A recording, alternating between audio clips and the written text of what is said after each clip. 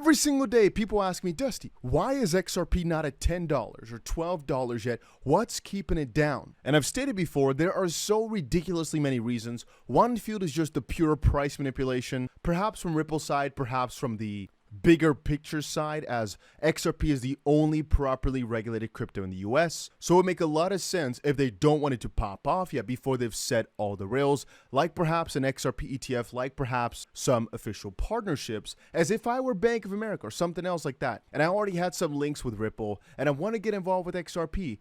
I'd personally want it to be in as low of a state as possible while the clarity is there, but also perhaps on an SEC front. And guys, let me tell you, I've got 2 videos to show you. But first, make sure you press that like button if you've not done it yet. I'll give you a couple of seconds. Make sure you press that button right now. Let's try to get to 1,000 likes. And let me tell you, like I just said, these guys are deliberately keeping everything as fake as possible, as vague and fake, both of those. I mean, every single time we hear a good piece of news, and I already predicted this yesterday for you guys, we get slapped back down because something's gotten denied. And here's a good example. Breaking, the White House has blocked the bipartisan stablecoin legislation bill that was being negotiated. Let me show you guys this little video in just a second, but afterwards I want to also show you a video right here of Gary Gensler speaking. If you're ever wondering why the public can't accurately price these cryptos or why things are always so vague, is because they like to keep them that way, guys. I promise you, if these guys wanted to make it clear, they would, but they don't want to. And Gary Gensler is one of the key examples in it all. John said Gary has no clue what he's talking about, or he is intentionally gaslighting the public. Security laws do not apply to these tokens. Well, what exactly does that mean? We'll share it in just a second, but let's first watch the video right here and then dive into Gary Gensler. I'd like to start today by saying I am disappointed. Today, I had hoped to announce an agreement with the ranking member on stablecoins legislation. This will not be the case. Instead, we will move forward with the bill that was originally noticed for today's markup, published at the beginning of June. To be clear, this was by no means the fault of the ranking member or her staff. They negotiated in good faith, and I want to commend them for their work over the last 15 months of negotiations. 15 months. Ranking Member Waters started these negotiations when she was chair of the committee, and continue to work with me when I became chair. We had the same teams working for the last 15 months together on it. Same team at Treasury, in fact. And I think it speaks to the urgency and importance of providing clarity for payment stablecoins. Unfortunately, there was a third party in this negotiations that did not share that same sense of urgency, the White House. A bipartisan deal was within reach. We were closer than we've ever been. A few small but nonetheless important provisions stood between us and a deal. It was the White House's unwillingness to compromise that has once again brought that negotiation to a halt. Notwithstanding that, negotiations within this chamber continued and within this committee. It's a shame, but at some point you have to put the pin down in a negotiation. And the reason I showed that to you is just so you get a good grip and a good idea of how funny these regulations are. Really, it makes no sense, and these guys are all jokesters. Time and time again, we see the exact same thing.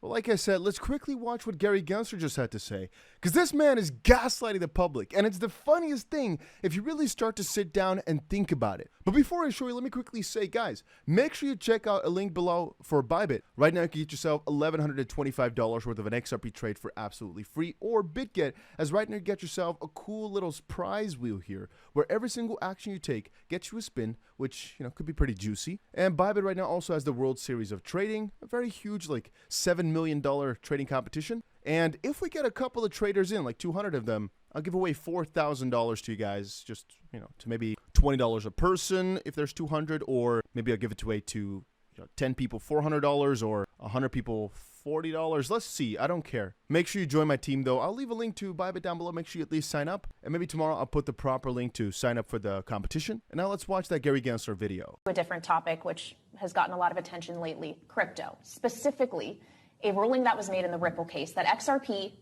is only a security when sold to institutional investors, not so with retail investors. I know you've previously said you were disappointed by that ruling. The SEC has also said that it intends to seek further review. So does that mean you are going to appeal it? Can you elaborate on your thoughts around that ruling? Kaylee, great question, but the commission, I'm one of 5 commissioners. Mm-hmm. The commission has not acted on that, and if the staff makes a recommendation, we'll have a discussion of it, and we'll take it up then, but I don't really have anything more for you for that. in the meantime, as we wait for this, what does it mean for your efforts around crypto, for your efforts to try to protect the consumer in these areas? Does it complicate it? Look, this field of crypto investing, a lot of investors should be aware it's not only a highly speculative asset class, it's also one that they currently should not assume that they're getting the protections of the securities laws, even though the securities laws apply to many of those tokens, without prejudging any one. But you as investors are not getting the full, fair, and truthful disclosure. And the platforms, the intermediaries, are doing things that we would never in a day allow or think the New York Stock Exchange or NASDAQ would do. The platforms often are commingling and trading against you and have market makers that are on the other side of your trades. And we don't allow that in the rest of our securities markets. And the securities laws are there to protect you. And that's right now, this is a field rife with fraud, rife with hucksters. And there are good faith actors as well, but there are far too many that aren't. And so here's what John had to say. Gary has no clue what he's talking about, or he is intentionally gaslighting the public. Securities laws do not apply to these tokens. Securities laws may apply to the offer and sell of tokens, including Bitcoin, like they did in SEC versus Shavers in 2013, as well as sales surrounding other assets like condos, whiskey, orange groves, chinchillas, or even beavers. Okay. Stop saying that these tokens are more like securities because they lack intrinsic value or are used to speculate. The Howey decision made clear that all that matters is whether the contract, transaction, or scheme surrounding the sale of the asset satisfies the Howey test. The fact that the underlying asset utilized by the seller is used for speculation or whether the underlying asset has intrinsic value is immaterial, according to the Supreme Court. It's time Gary Gensler stops ignoring the law, as again, these guys are just making their own interpretation and spreading it everywhere, trying to get the public to think a certain way. And whenever I talk about manipulation, this is exactly what I mean. Now, over on another front, and I will definitely expand upon this a little bit later, Caitlin Long, all right, the founder and CEO at Custodia, said the seal is officially broken. The Fed now faces 3 lawsuits over Fed master accounts in the 2nd, 9th, and 10th circuits. 3 lawsuits in 3 different circuits. I'll leave it to lawyers to explain. This is a big deal, said John Deaton. Remember when I said about Caitlin and Custodia Bank's battle with the Fed?